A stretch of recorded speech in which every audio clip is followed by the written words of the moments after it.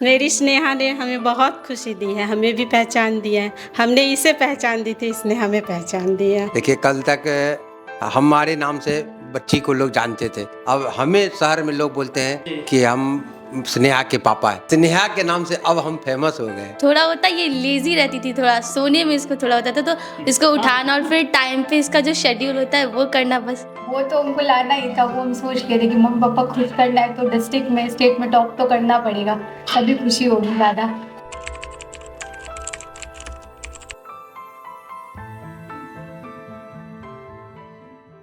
बच्चे, आज हम आ चुके हैं सुपौल के लोहिया नगर में, जहां से निकल के आए हैं स्नेहा जायसवाल, जो कि अपने कॉमर्स स्ट्रीम में डिस्ट्रिक्ट रैंक 1 हासिल किए हैं। तो स्नेहा, कैसा लग रहा है? बहुत अच्छा लग रहा है सर कि डिस्ट्रिक्ट में टॉप आया, अच्छा रैंक आया, तो उसमें भी खुशी है। पहले से क्या सोच के रखे थे जब आप एग्जाम दे रहे थे? उससे पहले क्या सोच के रखे थे? उससे पहले भी सर यही सोच के रखे थे कि बेहतरीन करना है, मतलब बहुत अच्छा रिजल्ट लाना है कि मम्मी पापा को प्राउड फील हो इस बार, तो बस। अच्छा, ये टारगेट था कि मम्मी पापा को प्राउड फील करवाना है, अच्छा अंक लाना है। और ये टारगेट क्या था कि हमको डिस्ट्रिक्ट में रैंक लाना है या स्टेट में रैंक लाना है? वो तो उनको लाना ही था। वो हम सोच रहे थे कि मम्मी पापा खुश करना है तो डिस्ट्रिक्ट में स्टेट में टॉप तो करना पड़ेगा, तभी खुशी होगी ज़्यादा, तो बस मेहनत ये कर। चीज कब सोचे थे कि जब सेशन स्टार्ट हो रहा था क्लास 12 का, उस समय सोचे थे या ऑलमोस्ट तैयारी हो गया था उस समय आप सोचे थे? नहीं, ऑलमोस्ट जब से हम 10th पास किए थे ना, उसके बाद से, क्योंकि 10th में कुछ नंबर से बस मेरा नाम टॉप नहीं कर पाए थे, तो बस उसी टाइम से बस ये था कि एकदम गट्स की हाँ 12th में तो टॉप करना ही करना है अब तो। 10th में क्या मार्क्स था? 95.2% था। और बोर्ड कौन सा था? CBSE बोर्ड था। सीबीएसई बोर्ड से थे। उसके बाद बिहार बोर्ड में चेंज हुए। हाँ। बिहार बोर्ड इंग्लिश मीडियम से। तो इस बोर्ड में क्यों आए? इस बोर्ड में बेसिकली ऐसा कुछ मतलब खास तो नहीं था, लेकिन हाँ ये था कि बिहार बोर्ड का मान्यता बहुत अच्छा होता है, और जैसा कि जानते हैं कि अपने लोग के स्टेट में बहुत ज़्यादा मान्यता दी जाती है, चाहे वो जॉब मतलब लाइन में हो या फिर आगे कुछ भी हो, तो उस वजह से फिर हम बिहार बोर्ड में लिए थे। और जहाँ तक देखा गया है, पहले जैसे बिहार बोर्ड को एक तरीके से अलग नज़र से देखा जाता था, अब तो काफ़ी सुधार हो गया है, इंग्लिश मीडियम हो गया है, अब आप उसमें अपने तरीके से पढ़ाई कर सकते हैं, लिख सकते हैं। जिन बच्चों को हिंदी में देना वो हिंदी में दीजिए, इंग्लिश में देना इंग्लिश में दीजिए, तो बात बराबर हो जाता है ऑलमोस्ट। अच्छा, आपका कौन कौन सा पेपर है और कितना कितना मार्क्स है? मेरा कॉमर्स का पेपर सारे थे, मेरा कॉमर्स स्ट्रीम है, तो अकाउंटेंसी का पेपर, बिजनेस स्टडीज और इकोनॉमिक्स और हिंदी इंग्लिश में लिटरेचर्स में थे। तो हिंदी में हमको 88 है, इंग्लिश में हमको 96 है, और अकाउंट्स में 95, बिजनेस स्टडीज में 94 एंड इकोनॉमिक्स में 88 है। ओके। कौन सा ऐसा पेपर है जो आपको सबसे ज़्यादा टफ लगता था? टफ हमको थोड़ा हिंदी का पेपर ही लगता था, क्योंकि बेसिकली हम 10th तक, क्योंकि CBSE बोर्ड से थे, तो मेरा 9th और 10th दोनों में संस्कृत ही था। अच्छा। हम हिंदी नहीं लिए थे, तो यहाँ पे थोड़ा हिंदी में टफ था, बट हाँ हो गया। और आसान कौन सा लगता था पेपर? सबसे ज़्यादा आसान हमको मेरे, अगर इंग्लिश तो वैसे आसान लगता है, क्योंकि CBSE वाले बच्चों की इंग्लिश बहुत ईजी होती है, और मेन स्ट्रीम का अगर बात करें तो बिजनेस स्टडी सबसे ईजी लगता था हमको। सबसे ज़्यादा टाइम किस पे देते थे, कौन सा पेपर पे?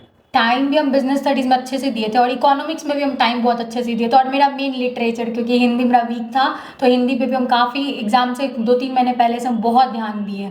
अच्छा, अगर जहाँ तक बात करें, आप पढ़ाई कब से स्टार्ट किए थे? मतलब मूल रूप से जब पढ़ाई स्टार्ट किया जाता है तो वो कब से स्टार्ट किए थे क्लास 12 में? मेन तो स्टार्टिंग से हम लोग पढ़ते ही थे, लेकिन हाँ एग्जाम पर्पज से, क्योंकि उस टाइम पे स्टार्टिंग में हम लोग सिर्फ पढ़े जा रहे थे, क्योंकि हम लोग को सिलेबस कवर करना था, सारा जानकारी उस टाइम पे लेना था, तो किए एग्जाम से 4 महीने पहले से, मतलब ऑलमोस्ट अक्टूबर से हम लोग प्रिपरेशन, जब ये छठ या सब खत्म हो जाता है ना, पढ़ खत्म, उसके बाद सब एकदम सिंसियरली पढ़ाई करना शुरू कर दिए थे कि अब एग्जाम्स है तो पढ़ने अभी। और कब ऐसा लगा कि आपको इतना कॉन्फिडेंस आ रहा है कि आप जो है अपने बोर्ड परीक्षा में बहुत अच्छा अंक लाने वाले हो, या फिर जब ऐसा हुआ होगा, आपका सिलेबस कंप्लीट हुआ होगा, तो उस समय आपको कुछ ऐसा लग रहा होगा कि हम कुछ अच्छा करने वाले हैं? ऐसा समय कब लगा? ऐसा हमको तब लगा था जब हम अपना सिलेबस बेसिकली हम अपना कंप्लीट करके, और जब हम क्वेश्चंस प्रैक्टिस कर लिए थे, उसके बाद हम कुछ मॉडल सेट्स के क्वेश्चंस बना रहे थे, जब उसमें मेरा बनना शुरू हो गया ना, तब हमको एक कॉन्फिडेंस आ गया, क्योंकि पढ़ लेते हैं, लेकिन काफ़ी बच्चे करते हैं ऐसा, सिर्फ पढ़ लेते हैं और फिर डायरेक्ट एग्जाम में चले जाते हैं APR देने, लेकिन वैसे नहीं होता, आप अगर पहले कर लो प्रैक्टिस तो ज़्यादा कॉन्फिडेंस आता। वही हुआ मेरे साथ भी, MCQ सॉल्व कर लिए थे तो कॉन्फिडेंट थे फिर। अच्छा, अक्सर बोला जाता है क्वेश्चन बैंक वगैरह पढ़ने के लिए, तो क्वेश्चन बैंक वगैरह आप बनाए थे? नहीं, हम कोई क्वेश्चन बैंक नहीं खरीदे थे, बेसिकली हम नहीं खरीदे थे। खरीदते होंगे बच्चे, खरीदते हैं, बहुत सारे लोग खरीदते हैं, लेकिन हम नहीं खरीदे थे, क्योंकि जैसे कि जो बच्चे अभी पढ़ रहे हैं 2025 में, वो जानना चाहते हैं कि दिनचर्या कैसे रहती थी आपकी, आप पूरे दिन को कैसे मैनेज करते थे? पूरे दिन को बेसिकली हम सुबह, क्योंकि हम लेट नाइट स्टडी करते थे तो सुबह मेरा थोड़ा लेट से होता था। 7 और 7:30 के अप्रॉक्स हम उठ जाते थे। उसके बाद थोड़ा फ्रेश अप हुए, थोड़ा घर में भी थोड़ा अपना कर लिए जो थोड़ा मोड़ा करना रहता है, फिर अपना नहा धोआ के फ्रेश होकर के नाश्ता करके फिर बैठ जाते थे। हम 2-3 घंटा वहाँ पे पढ़ाई कर लेते थे। फिर लंच करके हम अपना थोड़ा ब्रेक ले लिए, कभी कभी अगर थकाने तो कभी सो लिए, या कभी थोड़ा मतलब ऐसे फ्रेशन अप हो गए। उसके बाद फिर हम पढ़ाई करते थे प्रॉपर, फिर शाम तक। फिर शाम में उठे, कुछ ऐसे मम्मी नाश्ता बना दी वहाँ पे, या फिर थोड़ा वॉक कर लिए, थोड़ा मूड फ्रेश हो गया। उसके बाद फिर वापस आकर के अप्रॉक्स 7 के आसपास वहाँ पे बैठ जाते थे। और रात में 7 बजे हम लोग बैठते थे तो 9 बजे तक, मेरे घर में 9 बजे डिनर का टाइम हो जाता है, तो 7 से 9 हम लोग पढ़ लेते थे। फिर 9 बजे डिनर, उसके बाद फिर थोड़ा देर ब्रेक लेके फिर रात में अब हम पढ़ाई कंटिन्यू करते थे। अच्छा, सिलेबस जैसे सिलेबस को लेकर के कब तक आपने पूरे सिलेबस को कंप्लीट कर लिया था? सिलेबस हम ऑलमोस्ट मेरा नवंबर तक में हम सारा कंप्लीट हो गया था। नोट्स वगैरह कैसे बनाते थे आप? नोट्स बेसिकली हम ना सिर्फ मतलब मेन सब्जेक्ट्स में बनाते थे, और हिंदी में क्योंकि डेट वाले जो मतलब होते हैं कि ना कब जन्म हुआ उनका, कब हुआ, मृत्यु हाँ। हुआ, उसमें हम सिर्फ नोट्स बनाए थे। बाकी लिटरेचर में फिर नोट्स नहीं बनाए थे। नोट्स नहीं बनाए थे। कि जैसे बच्चे पढ़ रहे होते हैं तो उनको ये सवाल होता है कि सर नोट्स कैसे बनाएं, तो हमसे बेहतर तो टॉपर बताएंगे कि नोट्स कैसे बनाया जाए। ऐसा कोई बात नहीं, हम ये नहीं कहेंगे कि आप नोट्स मत बनाइए, नोट्स बनाइए, बट अगर आप बुक को ही बहुत अच्छे से पढ़ेंगे ना तो बुक्स में ही कितना अच्छा हो जाता है ना कि वहीं पे नोट्स प्रिपेयर हो जाता है, तो हम ज्यादा notes हाँ हाँ, अपना इतना ये भी time एक नहीं बहुत invest अच्छा नहीं आइडिया होता है कि जो बुक में लगे हार्ड है उसको हाईलाइट कर लीजिए, बाद के दिनों में उसको। करते। हम वही करते थे। कितने टाइम आप रिवीजन किए थे? हम करीब करीब 2 टाइम आप कह सकते हैं कि सिलेबस कंप्लीट करने के बाद मैंने 2 बार बुक को, जो भी मैंने चैप्टर्स पढ़े अच्छे से, उसको 2 बार रिवाइज कर लिया था। अच्छा, आपकी जो ये यात्रा रही है इसमें एजुकेशन बाबा का क्या योगदान रहा है? एजुकेशन बाबा का अच्छा रहा है, सर का तो बहुत ही अच्छा रहा है। जैसा कि हम पहले भी बताए थे और अभी भी हम बोलते हैं, बहुत हेल्प की है सर। मतलब हम यूट्यूब से ही सारा किए थे प्रैक्टिस करने का क्या होता है, कॉन्फिडेंस आ जाता है अपने बिल्कुल, कि हाँ, बिल्कुल, श्योरिटी बिल्कुल। आ जाती है कि आपने जो आंसर टिक करके आया है ना वो सही किया है। और जब हम एग्जाम्स भी दे करके आ रहे थे, जितने भी एमसीक्यूज मैंने बनाए थे, हम इतना श्योर थे कि मेरा एमसीक्यूज में से एक भी नंबर कट नहीं सकता है। और वही हुआ था, हम घर आके जब भी मैच करते थे तो सारे सही होते थे। अच्छा, मान लीजिए जो बच्चे चाहते हैं कि मान लीजिए यहाँ तो आप शहर में हैं तो यहाँ पे ऑफलाइन कोचिंग वगैरह है, जो गांव के बच्चे हैं, दूर दराज के बच्चे हैं, जो चाहते हैं कि हम भी स्नेहा दीदी की तरह टॉप करें, तो क्या ये ऑनलाइन से संभव है? अब गांव के बच्चों को तो हम कहना चाहते हैं, क्योंकि हो जाता है, बहुत अफोर्ड नहीं कर पाते बिल्कुल, हैं, बिल्कुल, बिल्कुल। तो वहाँ पे आप आराम से ऑनलाइन ले लीजिए, क्योंकि अफोर्डेबल प्राइस भी है, ज्यादा बिल्कुल, हाई हाँ। भी नहीं है, प्राइस अफोर्डेबल है, आप अफोर्ड कर सकते हैं आराम से। और प्रैक्टिस करते रहिए, जितने भी सर एमसीक्यूज कराते हैं उसको कंटिन्यूअसली करते रहिए, तो प्रैक्टिस हो जाएगा आपका अच्छे से। एडू आदित्य को आप जानती हैं? बिल्कुल जानते हैं। वहाँ से आपको क्या मदद मिला? वहाँ से भी सर को, क्योंकि हम वहाँ से जाने ही सर को, पहले एजुकेशन बाबा को हम पहले जाने, उसके बाद फिर हमको पता चला अच्छा एडू आदित्य भी वही सर का ही हाँ, है, हाँ, बिल्कुल। और दोनों को ही हम जानते हैं। अच्छा, वहाँ से भी आपको हेल्प मिला? वहाँ से भी हम दोनों ही चैनल को सब्सक्राइब कर चुके थे, तो हमको सारा नोटिफिकेशन टाइम टू टाइम मिल जाता था। एग्जाम से नाइट पहले जो भी आते थे सर के वीडियोस, जो भी मतलब फास्ट ट्रैक में आता था, सारा हम कर लेते थे। आगे आप स्नेहा क्या करना चाहती हैं? आगे हम सर अभी सीए करने का सोचे हैं। सीए करने का सोची हैं? चलिए, आपको बहुत शुभकामनाएं उसके लिए। Thank you. तो आपके पापा से जानना चाहेंगे आपको कैसा लग रहा है सर? बहुत गर्व की बात है मुझे बहुत अंदर से खुशी हो रही है जी। कि कल तक, बिटिया रानी ने पूरे जिला में छाप छोड़ दिया है। हाँ, बहुत खुशी की बात है। देखिए, कल तक हमारे नाम से बच्ची को लोग जानते थे जी। कि हम स्नेहा के पापा हैं। अब हमें शहर में लोग बोलते हैं स्नेहा के नाम से, अब हम फेमस हो गए। पिता के लिए, एक माता के लिए बहुत बड़ी बात होती है कि बच्चों के नाम से वो जाने जाएं। तो सर, और आप क्या कहना चाहेंगे, दिनचर्या कैसे रहती है आपसे जानना चाहेंगे। स्नेहा तो बताइए ही कैसे दिनचर्या। सुबह देखिए, उनको लेट से उठती थी, रात में लेट आवर पढ़ती थी, लेट से कभी उठती थी तो आप डांटते नहीं थे कि इतना लेट तक सोती हो? होता था कि हम जानते थे कि ये 1:30 बजे 2 बजे तक पढ़ती थी, तो सुबह में थोड़ा सा हम सोने के लिए कर देते थे। लेकिन फिर उसको बोलते थे बाबू पढ़ो थोड़ा सा, 11th-12th अगर मजबूत रहेगा तो तुम इस पे ही सारा जीवन का फोकस है। अगर तुम्हारा 11th-12th मजबूत है तो तुम जीवन में कहीं भी कुछ कर सकती हो, अच्छा कर सकती हो। तो इसलिए कि थोड़ा सा इसको प्यार से बुला के बोलते थे उठो, और टाइम पे रूटीन पकड़ा देते थे इसको। आपको कैसा लग रहा है? बहुत अच्छा लग रहा है। बिटिया रानी ने तो आपका नाम पूरे जिले में नहीं, लगभग बिहार में, अगर टॉप 10 का रैंक जारी होता तो टॉप 10 भी आती। बिल्कुल, मेरी स्नेहा ने हमें बहुत खुशी दी है, हमें भी पहचान दिया है। हमने इसे पहचान दी थी, इसने हमें पहचान दिया। जी। और एक माता पिता के लिए इससे बड़ी खुशी और की कुछ कोई नहीं। बात नहीं हो सकती। बिल्कुल। सबसे बड़ी दौलत है कि माता पिता अपने बच्चों के नाम से जाने जाएं। जी, बच्चों की सफलता में होता है ना कि 2 ही लोग काफ़ी खुश होते हैं, एक तो माता-पिता, दूसरे शिक्षक, कि कहते हैं कि हमारे स्टूडेंट इस मुकाम तक पहुँची हैं।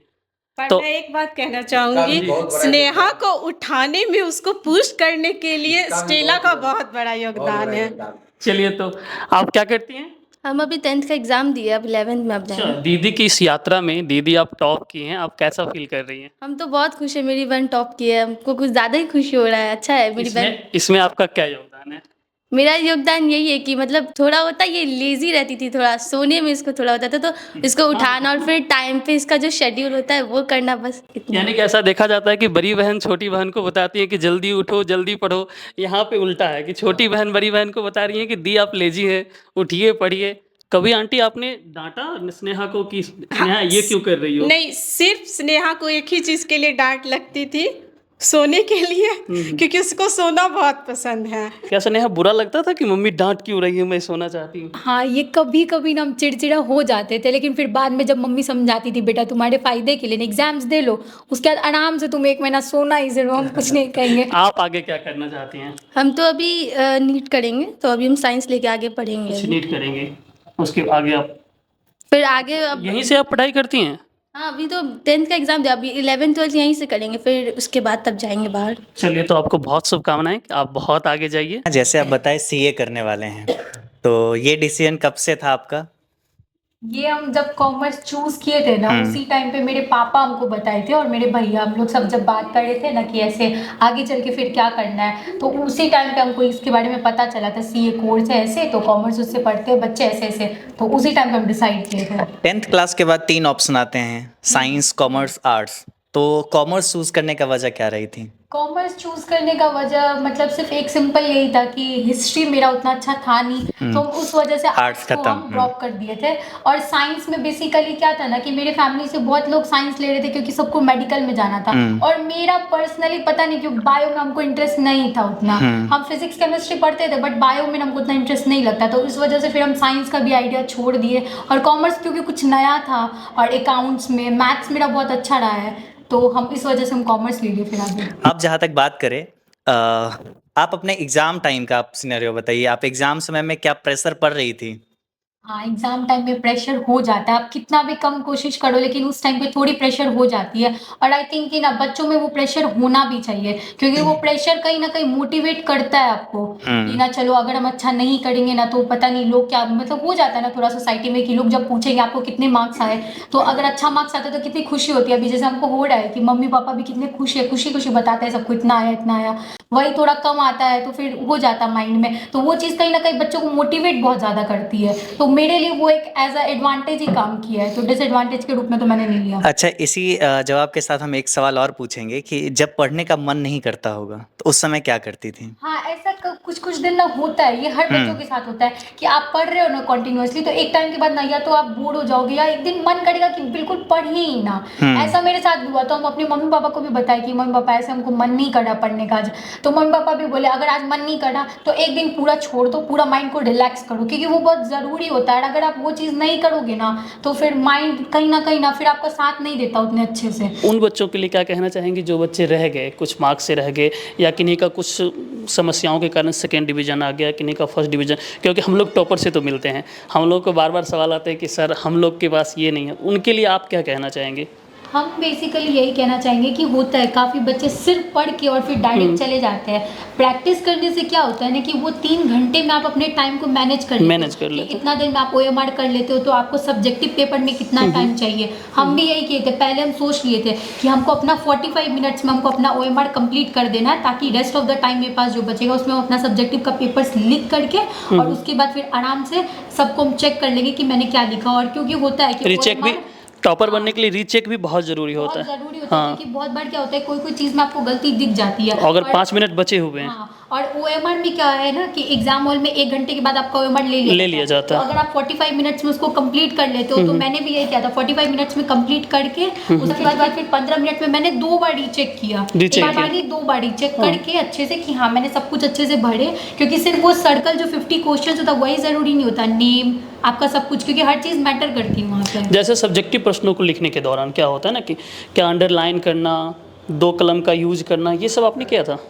मैंने 2 कलम का तो यूज़ नहीं किया था। मैंने बेसिकली अपने एक बार अपने पास पेन रखा था और पेंसिल रखा था। पेंसिल। जैसे कि हिंदी के पेपर्स में होता है कि जब आपको व्याख्या करना होता है तो कौन से आपके लेखक ने लिखा, कौन से निबंधकार थे, उनके नाम के नीचे अगर आप हाईलाइट कर दो, उनका क्या मतलब असल अर्थ क्या था। जैसे बातचीत में है तो उन्होंने उसमें बातचीत की शैली को बताया है, बातचीत की क्या मतलब गुणवत्ता है, वो सब के बारे में बताया। तो उन चीज़ों को मैंने लिख के अच्छे से नीचे में पेंसिल से हाईलाइट कर। चलिए स्नेहा, आपका 12th का जर्नी हम लोग जाने, बहुत अच्छे से आप तैयारी किए हैं, बहुत मेहनत से किए हैं और तब जाके आप ये मुकाम हासिल किए हैं कि अपने पूरे डिस्ट्रिक्ट में पहला स्थान आपका प्राप्त हुआ है। और ये आजीवन आपको भी याद रहेगा, हम लोग को भी याद रहेगा कि अपने स्टूडेंट यहाँ से इतने अच्छे मार्क्स लाए। अब आगे की आपका जर्नी है चार्टर्ड अकाउंटेंट की, बहुत अच्छे से निभाइए, करिए, मेहनत करिए और उसको भी निकालिए, माँ पापा का नाम रोशन करिए, है ना। तो बच्चों, आज के इस वीडियो में, इस कहानी में बस इतना ही। हम लोग फिर मिलेंगे आगे किसी और स्टूडेंट के साथ, और कहानियों को हम जानेंगे और स्टूडेंट की पूरी क्लास 12 की जर्नी को जानेंगे। धन्यवाद।